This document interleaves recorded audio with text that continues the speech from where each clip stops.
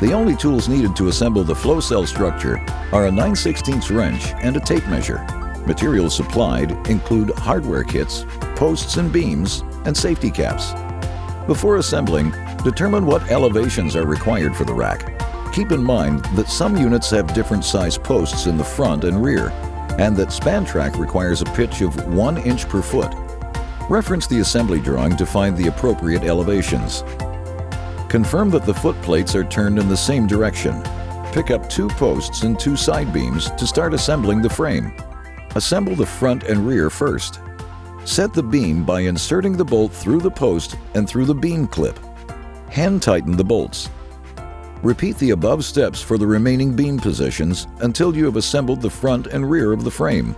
Remember that the discharge beam should be lower by 1 inch per foot of rack depth.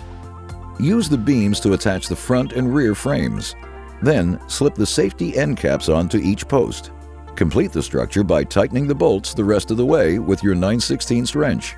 If you're using SpanTrack, you can simply drop the track on the FlowCell beams to install it.